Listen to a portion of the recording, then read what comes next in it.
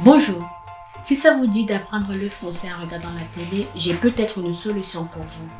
J'ai élaboré une liste de films et de séries, français bien sûr, que vous pouvez regarder pour vous aider à améliorer votre niveau de compréhension de la langue française.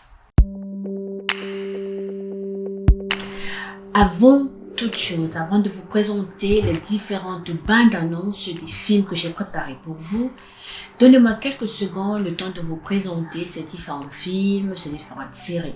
Petit conseil tout de même, pour tous ceux qui apprennent le français, je vous conseillerais, si vous êtes au niveau A1 et A2, c'est-à-dire débutant ou élémentaire, je vous conseille de suivre, de regarder ces séries en version originale, c'est-à-dire en français, avec des sous-titres français. Si vous êtes d'un niveau beaucoup plus élevé, c'est-à-dire à partir de B1, que vous arrivez à comprendre facilement les conversations, je vous conseillerais de regarder cette série sans sous-titres, uniquement en français. La première série que je vais vous présenter tout de suite, c'est Call My Agent. Call My Agent, c'est sous ce titre que vous pouvez trouver cette série sur la plateforme Netflix par exemple. C'est son titre anglais. Le titre français, c'est 10%. C'est une série qui mélange drame et comédie. C'est une série qui prend place en plein Paris, en plein centre de Paris, dans une entreprise. Donc, on aura plutôt un univers professionnel.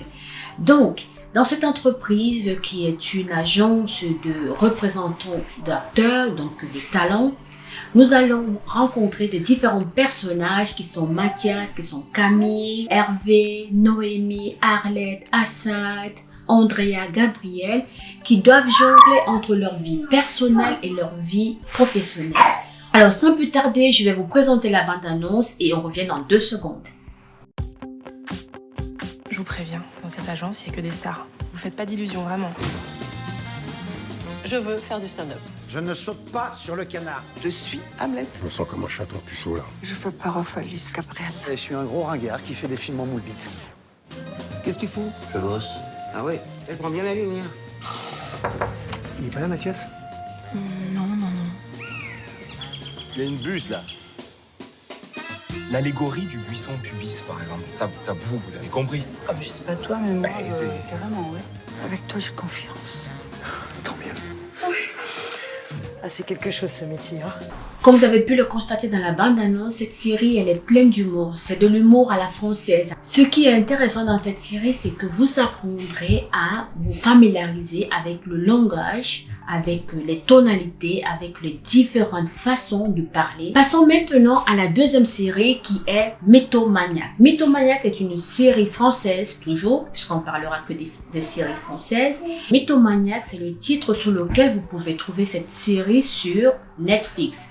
Le titre original, c'est Mytho. Mytho en français, dans le jargon courant en français, ça veut dire tout simplement une personne qui s'invente une réalité. Et c'est le cas justement dans cette série de Elvira, qui est l'actrice principale, qui va se créer une autre réalité, qui va s'inventer une maladie pour s'attirer de la sympathie, de l'attention auprès de sa famille. Sans toutefois tout vous dévoiler de la série, je vous laisse découvrir la bande-annonce. Vous avez des problèmes personnels? Non, mais j'en ai rien à foutre. Vous êtes débordé par vos enfants, dépêchez-vous. Votre travail, l'esclavage de la femme moderne. T'as pas acheté les chips? J'ai menti à Patrick. Qu'est-ce que t'as? Une tumeur. Cette alerte, c'est une chance. Et je suis là, t'inquiète pas. Mais je sais pas comment revenir en arrière. Le mensonge, Elvira. C'est pas à la portée de monsieur et madame tout le monde. Ce que je vous demande à tous, c'est de vous tenir à carreau. Les devoirs, le ménage, et surtout d'en parler à personne. Ça étonne que les gosses aient du stress après. Mais tu trouves que je suis pas assez attentif à ta mère? Parfois, on a l'impression que t'en as rien à foutre d'elle. Tu voudrais toujours m'épouser, même si on se rend compte que j'ai rien. Bah, évidemment. Plus j'étais malade et plus...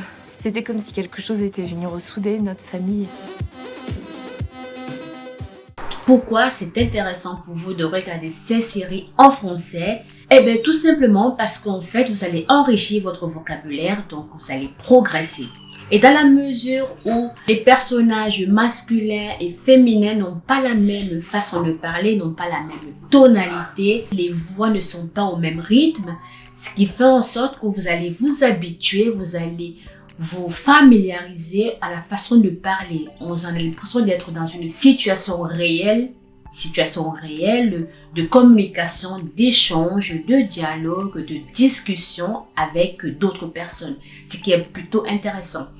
Et autre chose que je pense qui pourrait vous intéresser également, c'est que vous découvrez en même temps l'univers du cinéma français. Vous allez découvrir les différents univers, parce que vous avez d'un côté l'univers parisien, l'univers d'une grande ville, et de l'autre, vous avez l'univers un peu plus excentrique qui peut être une banlieue, la campagne. Vous allez adorer regarder ces séries parce qu'elles sont instructives. Elles vont vous aider à progresser en français et en même temps, vous allez prendre du plaisir, vous allez rigoler, vous allez passer un très bon moment. Voilà.